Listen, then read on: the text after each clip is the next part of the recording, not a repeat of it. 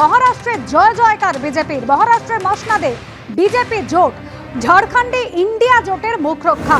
মহারাষ্ট্রে বিজেপি নেতৃত্বাধীন জোট তারা পেয়েছে 236টি আসন, অন্যদিকে কংগ্রেস জোট 48টি আসন পেয়েছে।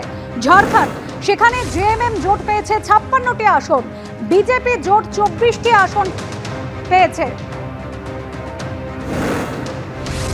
মহারাষ্ট্রে মাত্র কয়েক মাস আগেই লোকসভা নির্বাচন হয়েছিল, সেই লোকসভা নির্বাচনে যে ফলাফল তা কার্যত উল্টে গিয়েছে।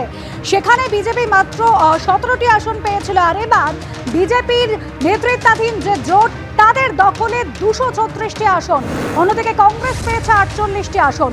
ঝাড়খণ্ডে জেএমএম জোটের প্রাপ্তি 56, বিজেপি জোট পেয়েছে 24টি আসন।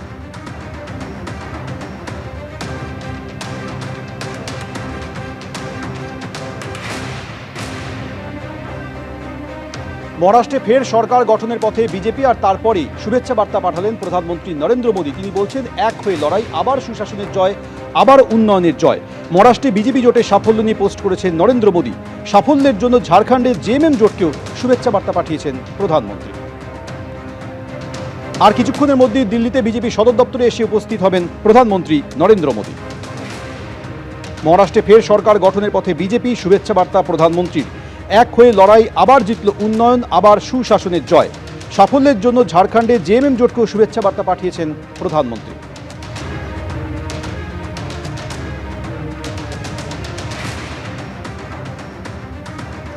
প্রথমবার ভোটে লড়েছিলেন প্রিয়াঙ্কা গান্ধী তার দাদার কেন্দ্র থেকে, কেরলের ওয়েনাড থেকে। সেখানে দাদার চেয়েও বেশি ভোটে জয়ী হলেন প্রিয়াঙ্কা গান্ধী। 4,08,036 ভোটে জয়ী হলেন প্রিয়াঙ্কা গান্ধী। আর প্রথম ভোটেই দাদা রাহুল গান্ধীর রেকর্ড ভাঙলেন প্রিয়াঙ্কা।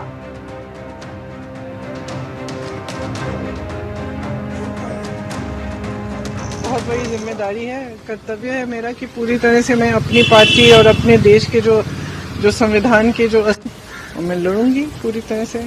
आप तो जानते हैं कि मैं कौन से मुद्दे आपको लगता है जिसको आप टच ऑन करना चाहेंगे इस बार के पार्लियामेंट? अब देखते हैं, सेशन को शुरू होने दीजिए, मुझे पहुंचने दीजिए वहाँ।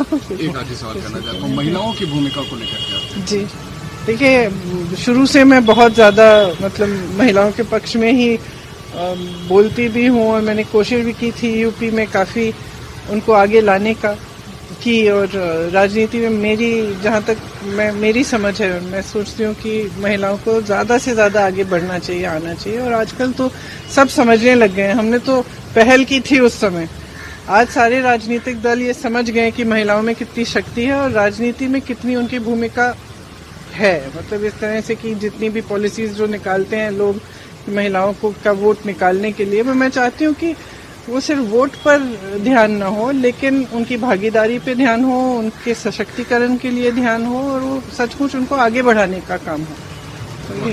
धन्यवाद। जी, मैं वायनाड की जनता को धन्यवाद देना चाहूँगी कि मुझे इस तरह से उन्होंने जिताया, इतना प्यार दिया, और मैं उनको आश्वासन देना चाहती हूँ कि पूरी तरह से अपनी जिम्मेदारी निभाऊंगी, उनकी आवाज़ बनूंगी, उनके लिए लड़ूंगी।